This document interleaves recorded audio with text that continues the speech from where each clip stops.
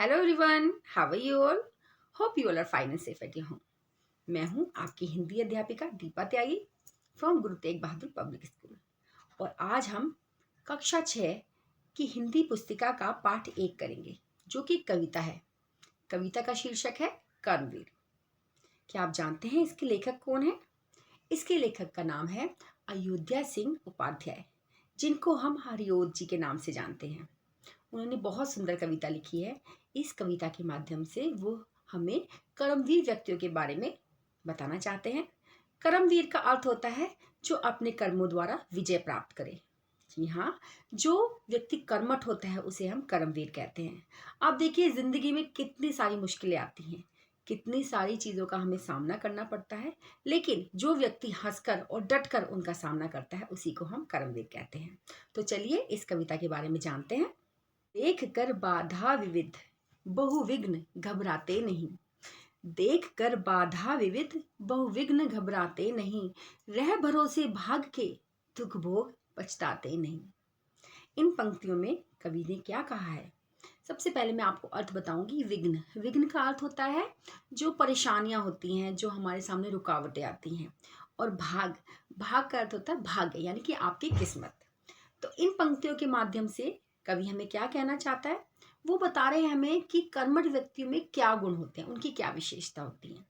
तो कवि कहते हैं कि जो कर्मठ व्यक्ति होते हैं वो अपनी जीवन में जितनी भी बाधाएं हैं, जितनी भी मुसीबतें हैं, उनको देखकर कभी घबराते नहीं हैं।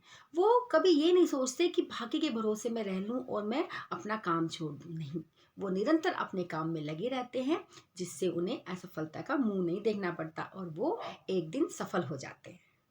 काम कितना ही कठिन हो किंतु उबताते नहीं। काम कितना ही कठिन हो किंतु उबताते नहीं। भीड़ में चंचल बने जो वीर कहलाते नहीं।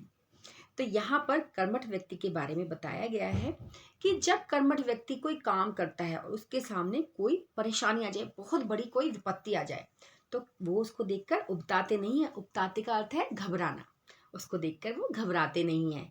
वो भीड़ में भी, भीड़ यानी कि विपत्ति में भी वो डटकर खड़े रहते हैं और अपनी समझदारी से, अपनी विवेकता से वो डटकर उसका सामना करते हैं। तभी तो उनको हम कर्मवीर कहते हैं कि कर्मों से विजय प्राप्त करने वाला। और अंत में क्या होता है? उन्हें सफलता जरूर मिलती है। हो गए एक आन में उनके बुरे दिन भी भले। हो गए एक आन में उनके बुरे दिन भी भले। हर जगह हर काल में वे ही दिखे फूले फले। वे ही दिखे फूले फले। तो यहाँ पर कवि ने कर्मठ व्यक्ति के बारे में क्या बताया है कि जब वो कर्मठ व्यक्ति काम करते हैं, हर तरह से वो अपनी मेहनत करते हैं, तो क्या होता है? उनके जो बुरे दिन हैं वो एक क्षण में, एक चुटकी में ही कैसे हो जाते हैं? अच्छे हो जाते हैं। जी हाँ, वो अपने समय को भी अपने कर्मों से चेंज कर लेते हैं, बदल देते हैं। और हर जगह, हर स्थान, हर काल, हर समय, काल को यहाँ समय कहेंगे, हर समय हमें वो ही आगे बढ़ते हुए दिखाई देते हैं, क्योंकि उन्होंने अपनी मेहनत से अपने हालातों को बदल लिया होता है, अपनी परेशानियों को बदल लिया होता है। और उन्हें हर काल में, हर समय में उन्हें क्या मिलती है? सफलता मिलती है और वो फूलते फलते हैं। आज है करना जिसे करते उसे है आज ही। आज है करना जिसे करते उसे है आज ही। सोचते कहते हैं जो कुछ, सोचते कहते हैं जो कुछ, कर दिखाते हैं वही। तो यहाँ पर कर्मठ व्यक्ति के बारे में कवि ने क्या कहा है कि जो कर्मठ व्यक्ति होते हैं वो आज का काम आज ही करते हैं, उसे कल पर नहीं टालते। वो ये नहीं सोचते कि चलो हम कल कर लेंगे, नहीं, वो आज का काम आज ही पूर्ण करते हैं। और वो जो सोचते हैं वो ही वो कहते हैं और वो ही वो करते हैं।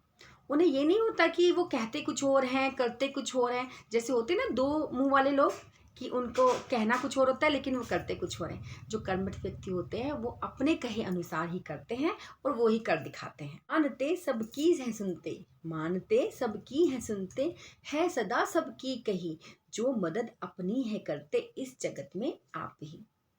इन पंक्तियों में क्या कहा गया है? इन पंक्तियों में कर्मवीर व्यक्ति के बारे में बताया गया है कि वो सदा सभी की सुनते भी हैं और सभी की मानते भी हैं, लेकिन वो करते हमेशा वो हैं जो सही होता है। अपने विवेक से, अपनी बुद्धि के बल पे वो अपने निर्णय खुद लेते हैं और वो अपने कार्य को अपने अनुसार ही करते हैं।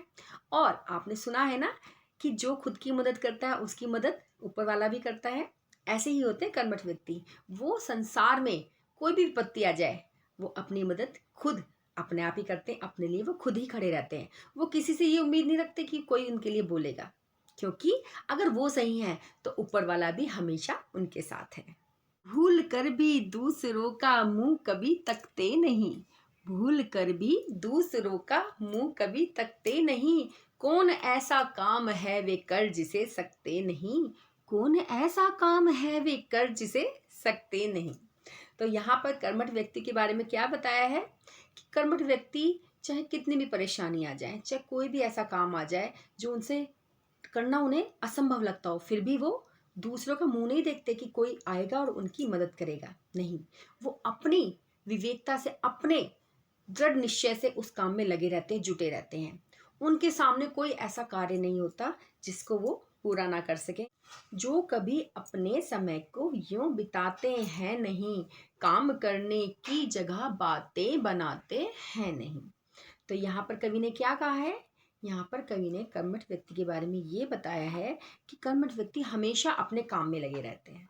वो अपने काम को छोड़कर इधर उधर की बातें नहीं करते। वो काम के समय काम करते हैं, और जब किसी से बात करनी हो या किसी से कुछ बताना हो उस समय वो काम करते हैं। लेकिन काम के समय वो सिर्फ काम करते हैं, इसीलिए उनको हम क्या कहते हैं? कर्मठ व्यक्ति। आजकल करते हुए जो दिन गंवाते हैं नहीं, यत्न करने से कभी जो जी चुराते हैं नहीं। तो यहाँ पर कर्मठ व्यक्ति के बारे में एक और विशेषता बताई है कि वो कभी भी ये नहीं करते कि आज काम कल कर लेंगे या फिर परसों कर लेंगे। नहीं, वो एक भी दिन को गंवाते नहीं है, एक भी पल, एक भी क्षण को गंवाते नहीं है। और वो यत्न यानी परिश्रम करने से कभी भी जी को चुराते नहीं है। वो ये नहीं सोचते कि चलो आराम कर लेते हैं, थोड़ी देर बातें कर लेते हैं, थोड़ी देर। नहीं, वो जब काम करना है तो पहले काम करेंगे, क्योंकि उन्हें पता है अगर सफलता पानी है तो काम में जी लगाना पड़ेगा, उससे जी चुराया नहीं जाता। बात है वो कौन जो होती नहीं उनके लिए, नमूना आप बन जाते हैं वो औरों के लिए। तो इन पंक्तियों में कवि ने क्या कहा है कि ऐसी कोई बात नहीं है, ऐसा कोई कार्य नहीं है जो कर्मठ व्यक्ति के लिए, कर्मवीर व्यक्ति के लिए नहीं बना।